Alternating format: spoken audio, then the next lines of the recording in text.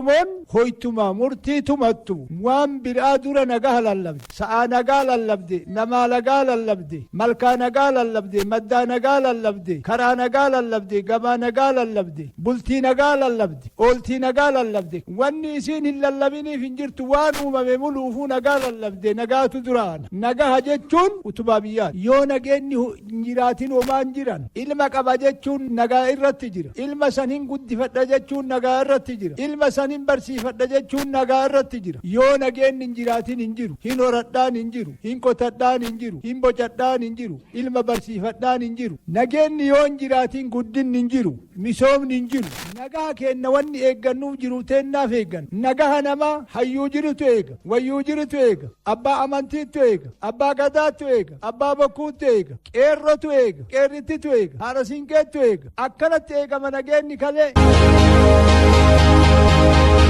Ashama akkam jirtan hordoftoota koo dhimmoota lamarratti xiyyeeffadheetan odeeffannoowwan adda addaa isinii qoodaa turtii kanaan kan inni irratti xiyyeeffachuu barbaade waa'ee oomisha qamadii Itoophiyaa fi ashaaraa magariisaa irratti egaa dhimmoota lameen kanarratti odeeffannoowwan tokko tokkoon isinii qooduu barbaade hanga xumuraatti akkan waliin turtaniif kabajaan isin affeereera. Chaanaaliin kun namoota hedduu bira ga'uu akka danda'uuf laayik jedhaa sabskiraayib godhaa yoo sabskiraayib gochuu baattan jechuu kooti kanneen sabskiraayib gootanii hordofaa jirtan ammoo hedduun isin galatoomfadhaa galatooma turtii gaarii.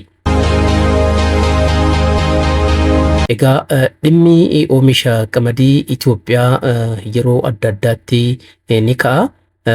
Oomishi qamadii Itoophiyaa keessatti babal'ataa jiru qaamolee alaatiin dinqisiifannaa argateera kanaan dura jechaadha. Egaa tibba kanas ammoo pirezidaantiin Naayijeeriyaa kanaan dura beekamaan Olusegun Obasanjoo waa'ee oomisha qamadii Itoophiyaa irratti yaada kennaniiru. Oomishi qamadii Itoophiyaan oomishaa jirtu milkaa'ina guddaadha. Inni kunis ammoo biyyaalee Afrikaa kanneen birootiif akka fakkeenyatti kan fudhatamu ta'uusaa Olusegun Obasanjoo mirkaneessaniiru. Itoophiyaan milkaa'inni gama oomisha qamadiitiin galmeessite biyyaalee Afrikaa kanneen birootiif fakkeenyummaadhaan kan fudhatamuu qabu akka ta'edha kan dubbatanii pirezidaantichi yaa'ii waggaa baankii Afrii Exim 32ffaa irratti haasaa dhageessisanii turanii wayituma kanatti gama oomisha qamadiitiin milkaa'inni Itoophiyaan itti fufiinsaan galmeessisaa jirtu kan dinqisiifatamu ta'uusaa dubbataniiru. Pirezidaantiin kanaan dura kun egaa dhimmicha irratti xiyyeeffachuudhaan haasawaa dhageessisaniin ardii Afrikaatiif warraaqsi qonnaa akka barbaachisudha kan eeranii. Bu'aan sadarkaa guutuu Itoophiyaatiin galmeeffame kun kan dinqisiifatamu ta'uusaa irra deddeebi'uudhaan kaasaniiru. Isaanii egaa Itoophiyaan ofirra dabartee oomisha qamadii gabaa alaatiif erguu danda'uun ishee waan guddaadha. Isa kana biyyaaleen Afrikaa kanneen biroos fudhachuudhaan hojiirra oolchuu akka danda'an kan mul'isu ta'uusaa Olusegun Obasanjoo haasawaa dhageessisaniin mirkaneessaniiru. Dhimmi oomisha qamadii Itoophiyaa yeroo adda addaatti dhimma xiyyeeffannoo ta'e akka ture ni beekama. Hooggantoonni fi namoonni beekamoon garaagaraa waa'ee oomisha qamadii Itoophiyaa irratti yaada kennaniiru. Egaa sadarkaa idil addunyaatiinis inni kun beekamtii argateera. Akkuma beekamu kanaan dura Itoophiyaan waggaa waggaadhaan oomisha qamadii maallaqa hedduu sharafa olaanaa baasuudhaan biyya alaatii gara biyyaatti galchaa turte. Waggoota dhiyoodhaa asitti garuu kallattii paartiin badhaadhinaa kaa'een keessumattuu hooggansi jijjiiramaa muummichi ministeeraa Dr. Abiy Ahmed kaa'aniin kun guutumaaf guututti akka dhaabbatu murtaa'eetiin jira. Egaa qonnaan bultoonni biyya keenyaa xiiqiidhaan oomisha qamadii babal'isuudhaan bu'aa argamsiisaa jiru guutuu biyyaatiifis jechaadha. Ofirra darbanii sadarkaa biyyi keenya beekamtii ittiin argachuu dandeessuun egaa itti fufiinsaan hojjechaa jiru. Waan kana kan bu'a qabeessa taasisuu danda'e itti fufiinsaan kan hojjetamaa jiru ta'uu isaatiin akka kanaan dura baatii gannaa keessa qofa otoo hin taane qonna gannaa qofaan otoo hin taane baatiiwwan bonaa keessas jallisiitti fayyadamuudhaan qamadiin oomishamaa jira. Waggaatti naannoowwan tokko tokkotti jechaadha hanga yeroo 3 oomishuun danda'ameera.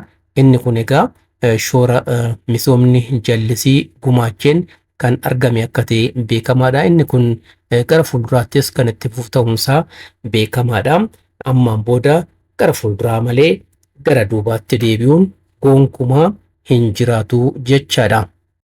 Waa'ee oomisha qamadii kana kanumarratti dhaabee dhimma ashaaraa magariisaatti yoon isin dabarsu hojiin misooma ashaaraa magariisaa Itoophiyaa waggaa waggaadhaan itti fufiinsaan adeemsifamaa akka jiru ni beekama. Egaa kan baranaas marsaa 7ffaadhaan kan waggaa 7ffaa jechaadha jalqabamee adeemsarra jira.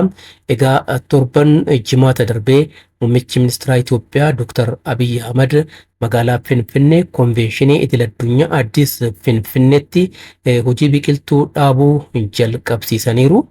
Akkuma oomisha qamadii hojiin misooma ashaaraa magariisaa egaa seenaa Itoophiyaa kan jijjiiraa jiru ta'uunsaa beekamaadha. Hojiin kun irra jiraadhaan baatiiwwan gannaa keessa kan hojjetamaa jiru ta'ullee misoomni ashaaraa magariisaa kan itti fufiinsaan adeemsifamaa jiru ta'uunsaa beekamaadha. Baatiiwwan bonaa keessa hawaasni biqiltuuwwan ganna keessa dhaabee kunuunsaati kan ture. Inni kun ammoo kan itti fufiinsaan hojjetamuu qabudha. Biqiltuuwwan ganna baranaa keessa dhaabamanis egaa kunuunfamuu qabu. Dhaabuu qofa odoo hin taane itti deebi'anii kunuunsuun akka latu taasisuun barbaachisaadha. Haala qabatamaa amma jiruun egaa inni kun amaleeffameera. Aadaa ta'as jira waan ta'eef kana namatti himuun waan barbaachisaa hin ta'u. Hawaasni kana sirriitti hubataa jira jechuudha. Misoomni ashaaraa magariisaa akkuma amma kaasee seenaa Itoophiyaa guutumaaf guutuutti jijjiiraa jira. Qabeenyi bosonaa Itoophiyaan kanaan dura qabdu waggootaan dura jechaadha hedduu olaanaa ture. Sababa adda addaatiin egaa qabeenyi bosonaa manca'ee rakkoon olaanaan mudataa ture. Hongee wajjinis wal qabatee balaawwan uumamaa mudachaa turan Itoophiyaa keessatti seenaan sun amma jijjiiramaa jira jechaadha. Maaliif ashaaraan magariisaa dhaqqabaa jira jechaadha. Balaawwan uumamaa mudatan gama ittisuutiin shoorri inni gumaachuu danda'u guddaadha. Waan ta'eef bu'aan amma qabatamaan mul'ate kan galmeeffamuu danda'e. Gara fuulduraattis egaa hojiin misooma ashaaraa magariisaa finiinee akka itti fufuuf tumsuun barbaachisaadha. Keessumattuu baatiiwwan gannaa baranaa kana keessa biqiltuu dhaabuun itti fufiinsaan kan adeemsifamu ta'uunsaa ni beekama.